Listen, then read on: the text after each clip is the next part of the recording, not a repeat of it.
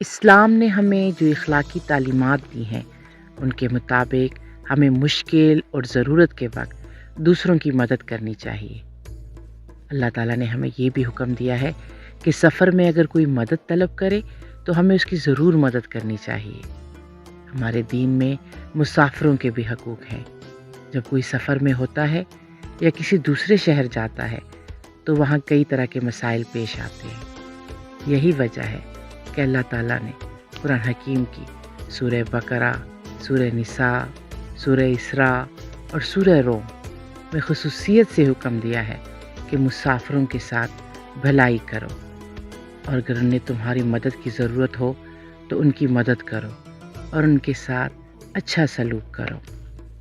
رسول اکرم صلی اللہ علیہ وآلہ وسلم نے بھی فرمایا ہے کہ مسافروں کو راستہ بتانا، سواری میں ان کی مدد کرنا اور ان کی مشکلات دور کرنا نیکی کے کام ہیں۔ اپنے کھانے میں دوسروں کو شریک کرنا چاہیے۔ دوستوں اور ملنے والوں کے بھی حقوق ہیں، اس لیے ہمیں ان کے ساتھ بھی اچھے اخلاق کا برتاؤ کرنا چاہیے۔ دوستوں اور ملنے والوں بلکہ اجنبی لوگوں سے بھی اچھا سلوک ہمارے دین کی تعلیمات میں شامل ہے۔ اسی طرح اگر کسی ضرورت مند، محتاج اور مسکین کو ہماری مدد کی ضرورت ہو تو ہمیں ضرور ان کی مدد کرنی چاہیے۔ اگر کوئی بھوکا ہو تو اسے کھانا کھلانے سے بڑی اور کیا نیکی ہوگی۔ کسی طالب علم کو کتابیں اور ضرورت مند مریض کو ادویات دلانا بہت بڑی نیکی ہے، اور ہمیں جب بھی کوئی ایسا موقع ملے اسے ہاتھ سے نہیں جانے دینا چاہیے۔ اللہ تعالیٰ نے سب جانداروں کے دل میں اپنے بچوں کے لیے محبت ڈال دی ہے تاکہ وہ ان کی پرورش کر سکیں۔ اگر یہ جذبہ نہ ہوتا تو جاندار اپنے بچوں کی پرورش نہ کر سکتے، مگر انسانوں میں یہ جذبہ کہیں زیادہ ہے، اور پھر اللہ تعالیٰ نے اس کی تعلیم بھی دی ہے۔ بچوں کی پرورش والدین کی سب سے بڑی ذمہ داری ہے، اور یہ حلال رزق سے ہی کرنی چاہیے۔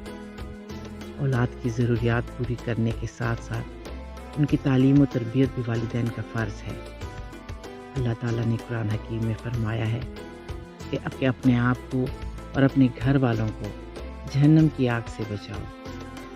گھر کے بڑوں کی ذمہ داری ہے کہ وہ اس کی اہمیت کو سمجھیں۔ اولاد تربیت کے بارے میں حضور اکرم صلی اللہ علیہ وآلہ وسلم نے فرمایا ہے کہ باپ کی طرف سے اولاد کی اچھی تربیت سب سے بہترین تحفہ ہے۔ ایک اور روایت ہے کہ رسول خدا صلی اللہ علیہ وآلہ وسلم نے فرمایا کہ بچے کا اچھا نام رکھیں اور اس کی اچھی تربیت کریں۔ والدین دن رات بہت محنت کر کے اپنے بچوں کو پالتے ہیں۔ جب اولاد بڑی ہو جائے تو اسے اپنے والدین کے ساتھ اچھا سلوک کرنا چاہیے۔ یہ والدین ہی ہوتے ہیں جو اپنی ضروریات کو چھوڑ کر اپنے بچوں کی خواہشات پوری کرتے ہیں اور ان کے آرام کا خیال رکھتے ہیں۔ جب اولاد جوان ہو جائے تو اسے اپنے ماں باپ کا بہت خیال رکھنا چاہیے۔ اللہ تعالیٰ نے یہی حکم دیا ہے کہ والدین جب بڑھاپے کی عمر میں پہنچ جائیں تو ان کے آرام کا خیال رکھو اور ان کے ساتھ احسان کرو۔ احسان کرنے کا مطلب یہ ہے کہ جب والدین بوڑھے ہو جاتے ہیں تو ان میں بہت سی جسمانی کمزوریاں پیدا ہو جاتی ہیں۔ بہت زیادہ توجہ کے ساتھ ان کا خیال رکھنے کی ضرورت ہوتی ہے۔ احسان کرنے کا مطلب یہ ہوتا ہے کہ ان کی اس کمی کو پورا کیا جائے اور ان کے ساتھ محبت اور عزت و احترام سے پیش آیا جائے۔ قرآن حکیم میں حکم ہے کہ والدین سے سخت کلامی نہ کرو اور ان کے ساتھ حسن سلوک کیا کرو۔ اگر تمہارے سامنے دونوں میں سے کوئی ایک یا دونوں بڑھاپے کو پہنچ جائیں تو انہیں اف بھی نہ کہنا اور انہیں جھڑکنا بھی نہیں، اور ان دونوں کے ساتھ بڑے ادب سے بات کیا کرو۔ ان دونوں کے لیے نرم دلی سے عاجزی کے ساتھ اللہ سے دعا کرو کہ اے میرے رب، ان دونوں پر رحم فرما، جیسا کہ انہوں نے بچپن میں میری بہت محبت اور شفقت سے پرورش کی تھی۔ قرآن مجید میں ایک اور مقام پر فرمایا گیا ہے کہ ہم نے انسان کو اس کے والدین کے ساتھ نیکی کرنے کا حکم دیا ہے۔ اسلام میں یہ نہیں ہے کہ والدین کا ہر حکم مانا جائے، اور اگر وہ کوئی ایسا حکم دیں جو اسلام کی تعلیمات کے خلاف ہو تو اولاد کو وہ حکم نہیں ماننا چاہیے۔ ہر حکم صرف اللہ اور رسول خدا صلی اللہ علیہ وآلہ وسلم کا ماننا فرض ہے، لیکن والدین کی خواہشات کا احترام ضروری ہے۔ اگر کسی بات پر اختلاف ہو بھی جائے تو بہت ادب اور احترام سے اپنی رائے ان کے سامنے پیش کرنی چاہیے۔ والدین کے لیے بھی یہ ضروری ہے کہ وہ بھی بچوں کی بات کو سمجھے۔ اگر وہ درست کہہ رہے ہوں جو اسلام کی تعلیمات کے منافی نہ ہو تو انہیں ویسا کرنے کی اجازت دے دیں۔ ہمارے رسول پاک صلی اللہ علیہ وآلہ وسلم نے والدین سے اچھے سلوک کی بہت تاکید کی ہے۔ آپ صلی اللہ علیہ وسلم کے والد تو آپ صلی اللہ علیہ وسلم کی پیدائش سے کچھ ماہ پہلے ہی وفات پا چکے تھے۔ رسول پاک صلی اللہ علیہ وآلہ وسلم جب صرف 6 سال کی عمر کے تھے تو ان کی والدہ ماجدہ بھی اس دنیا سے چلی گئیں۔ حضرت حلیمہ سعدیہ رضی اللہ تعالیٰ عنہ نے آپ کی بچپن میں پرورش کی، اور جب بھی آپ صلی اللہ علیہ وسلم سے ملنے کے لیے آتے تو حضور صلی اللہ علیہ وآلہ وسلم کھڑے ہو کر ان کا استقبال کرتے اور بیٹھنے کے لیے اپنی چادر زمین پر بچھا دیتے۔ آپ صلی اللہ علیہ وسلم نے فرمایا کہ وہ شخص ذلیل و خوار ہو اور رسوا ہو جس نے ماں باپ یا دونوں میں سے کسی ایک کو بڑھاپے کی حالت میں پایا لیکن ان کی خدمت نہ کی اور بد نصیب رہا۔ حضور صلی اللہ علیہ وسلم کے ایک صحابی حضرت عبداللہ بن مسعود کہتے ہیں کہ میں نے رسول خدا صلی اللہ علیہ وآلہ وسلم سے پوچھا کہ اللہ کے نزدیک کون سا کام سب سے زیادہ پسندیدہ ہے؟ اب صلی اللہ علیہ وآلہ وسلم نے فرمایا کہ وقت پر نماز ادا کرنا۔ میں نے پھر پوچھا کون سا کام؟ آپ صلی اللہ علیہ وسلم نے فرمایا والدین کے ساتھ بھلائی کرنا اور اس کے بعد اللہ کی راہ میں جدوجہد کرنا۔ حضرت عبداللہ بن عمر رضی اللہ تعالیٰ عنہ نے بتایا کہ رسول اکرم صلی اللہ علیہ وآلہ وسلم نے فرمایا کہ اپنے باپ کے انتقال کے بعد اس کے دوستوں سے اچھا سلوک کرنا چاہیے۔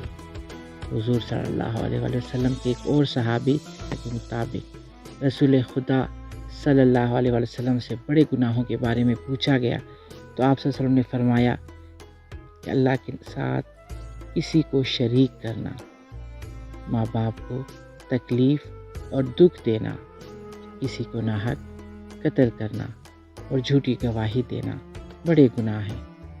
اللہ تعالیٰ ہمیں ان گناہوں سے بچنے کی توفیق عطا فرمائے، اور ساتھ ساتھ ہمارے دین میں ہمیں اپنے ملازموں اور ماتحت افراد سے اچھا سلوک کرنے کا حکم دیا گیا ہے۔ ہمیں یہ تاکید کی گئی ہے کہ ہم جو خود کھائیں ویسے ہی اپنے ملازمین کو کھلائیں اور ان کی ضروریات کا خیال رکھیں، انہیں اپنے سے کمتر انسان نہ سمجھیں اور کوئی ایسی بات نہ کریں جس سے انہیں دکھ پہنچے۔ اسی طرح اسلام میں ہمیں رشتہ داروں اور ملنے والوں سے صلہ رحمی کا حکم دیا گیا ہے۔ پیغمبر اسلام صلی اللہ علیہ وآلہ وسلم کا فرمان ہے کہ اگر کسی کی یہ خواہش ہو کہ اس کے رزق میں کشادگی ہو اور عمر میں اضافہ ہو تو وہ رشتہ داروں سے اچھا برتاؤ کرے۔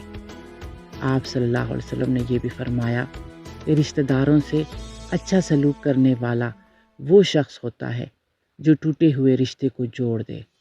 رشتہ داروں کی ضروریات پوری کرنا اور ایک دوسرے کو تحائف دینا بہت اچھے اعمال ہیں۔ اسی طرح اسلام نے ہمیں مہمان نوازی کی بھی تعلیم دی ہے۔ رسول اکرم صلی اللہ علیہ وآلہ وسلم کا یہ فرمان ہے کہ مہمان کی عزت کی جائے، مہمان کا استقبال دروازے سے باہر نکل کر کیا جائے اور رخصت کے وقت بھی گھر کے دروازے سے باہر جا کر اسے الوداع کیا جائے۔ یہاں یہ بھی ضروری ہے کہ مہمان بھی میزبان کا خیال رکھے اور زیادہ دیر قیام نہ کرے تاکہ میزبان کے لیے بوجھ نہ بن جائے۔ ہمارے دین اسلام نے ہمیں اسی طرح پڑوسیوں سے بہت اچھا برتاؤ کرنے کا حکم دیا ہے، اور اس میں کوئی فرق نہیں رکھا کہ ہمسایہ مسلمان ہو یا غیر مسلم۔ ہمارا رویہ سب سے بہت اچھا ہونا چاہیے۔ ہمسائے رشتہ دار ہوں یا کوئی غیر، وہ اچھے حسن سلوک کے حقدار ہیں۔ حضور صلی اللہ علیہ وآلہ وسلم نے فرمایا ہے کہ جو شخص اللہ اور روز قیامت پر ایمان رکھتا ہے اسے چاہیے کہ اپنے پڑوسی سے اچھا سلوک کرے۔ حضرت ابو ہریرہ رضی اللہ تعالیٰ عنہ کہتے ہیں کہ رسول اللہ صلی اللہ علیہ وسلم نے فرمایا کہ اللہ کی قسم وہ مومن نہیں ہو سکتا جس کی شرارتوں سے اس کے ہمسائے محفوظ اور بے خوف نہ ہوں۔ اسی طرح حضرت عائشہ رضی اللہ تعالیٰ عنہ سے روایت ہے کہ رسول اللہ صلی اللہ علیہ وآلہ وسلم نے فرمایا کہ جبرائیل امین پڑوسی کے حقوق کے بارے میں مجھے برابر بتاتے رہے، یہاں تک کہ میں خیال کرنے لگا کہیں پڑوسی کو وراثت میں حصے دار نہ بنا دیا جائے۔ قرآن حکیم میں بہت سی آیات ہیں جن میں دوسرے لوگوں سے اچھے برتاؤ کرنے کی تاکید کی گئی ہے۔ سورہ بقرہ کی آیت 125 ہے جس میں اللہ تعالیٰ نے فرمایا کہ لوگ آپ صلی اللہ علیہ وآلہ وسلم سے پوچھتے ہیں کہ اللہ کی راہ میں کیا خرچ کریں، فرما دیجئے کہ جو مال بھی تم اپنے والدین پر، رشتہ داروں پر، یتیموں اور محتاجوں اور مسافروں پر خرچ کرو گے اور جو بھلائی بھی تم کرو گے، بے شک اللہ اسے خوب جاننے والا ہے۔ پھر سورہ نساء کی آیت نمبر 36 میں اللہ تعالیٰ نے فرمایا ہے اور تم اللہ کی عبادت کرو اور اس کے ساتھ کسی کو شریک نہ ٹھہراؤ، اور ماں باپ کے ساتھ بھلائی کرو، رشتہ داروں اور یتیموں اور محتاجوں، نزدیکی ہمسائے، اجنبی، پڑوسی اور ہم مجلس اور مسافروں سے، اور وہ جو تمہارے ماتحت ہیں ان سب سے نیک برتاؤ کرو، بے شک اللہ مغرور اور شیخی خور لوگوں کو پسند نہیں کرتا۔ یہ سب وہ بہترین باتیں ہیں جو ہمارے دین اسلام نے ہمیں سکھائی ہیں، اور روزمرہ کی زندگی میں ہمیں ان سب احکامات پر دل سے عمل کرنا چاہیے اور اپنی اولاد کو سکھانی چاہیے یہ ساری باتیں، تاکہ زندگی ان کے لیے آسان ہو جائے۔ اللہ تعالیٰ ان سب باتوں پر ہمیں عمل کرنے کی توفیق عطا فرمائے، آمین۔